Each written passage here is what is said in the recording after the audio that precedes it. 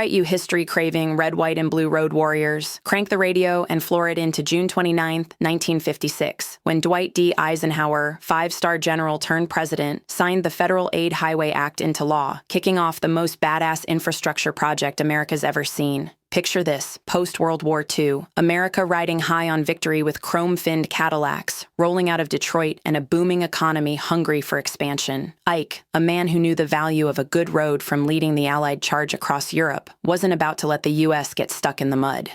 This act greenlit a 41,000-mile interstate highway system, a network so massive it could stretch around the Earth nearly twice, and it changed everything. The roots of this beast trace back to Ike's 1919 cross-country trek as a young lieutenant, when he rumbled with the Army's Tank Corps from Washington, D.C. to San Francisco. That 62-day slog over rutted dirt roads, averaging 5 miles per hour through mud and breakdowns, convinced him America needed a modern road grid. Fast forward to 1956, and the Cold War's heating up. Ike saw highways as a dual-purpose win, a way to move goods and families, and a strategic lifeline to shuttle troops and evacuate cities if the Soviets dropped the bomb.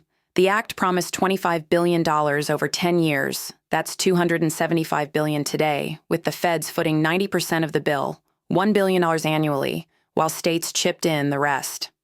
By 1991, the system cost $128 billion, but it delivered a return on investment that'd make any capitalist drool. This wasn't just about roads, though. It was about freedom with a capital F. The interstates turned America into a nation of road trippers. Think Route 66 vibes on steroids. By 1960, car ownership hit 74 million, up from 40 million in 1950, and the highways fueled a suburban explosion. Levittown-style communities popped up like mushrooms, with families fleeing cities for suburbs with backyards and driveways. Economically, it was a goldmine. Trucking boomed. Retail chains like Walmart thrived, and gas stations multiplied like rabbits.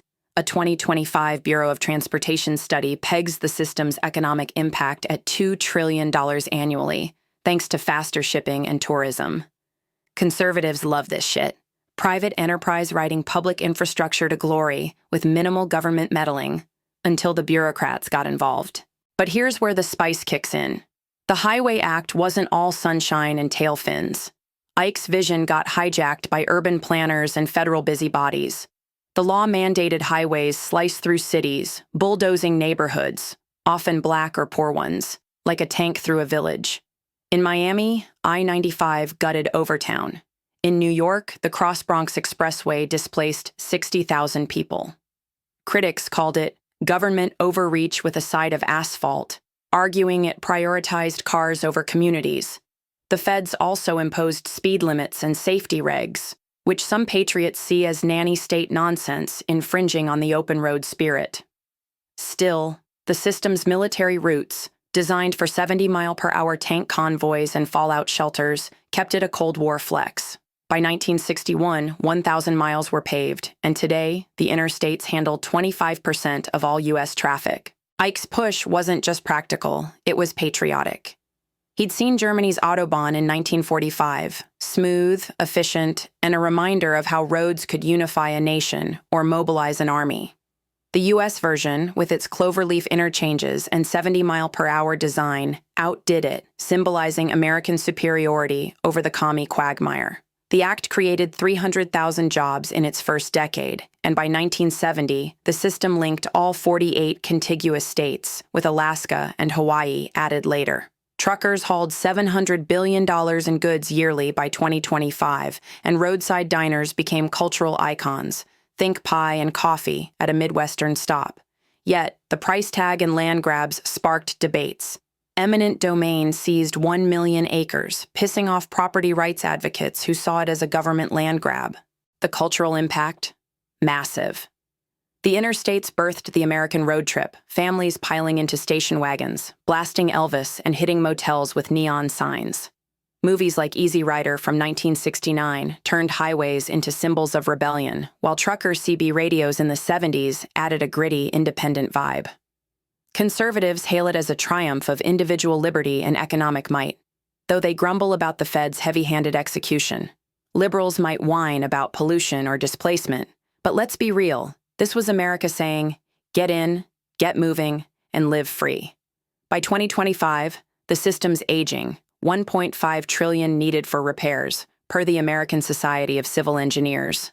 But its legacy as a middle finger to Soviet stagnation endures. So hell yeah, you star-spangled road warriors. June 29, 1956, kicked off Eisenhower's Highway Revolution, a V8-powered freedom ride that built America's backbone. If this tale of asphalt glory, economic hustle, and Cold War swagger got your engine roaring, smash that like button like you're flooring it on I-80. Don't just tap slam it till YouTube's servers burn rubber. Not subscribed? Get off the shoulder and hit that subscribe button harder than a trucker hauling freight. Ring the bell like you're honking at a slowpoke.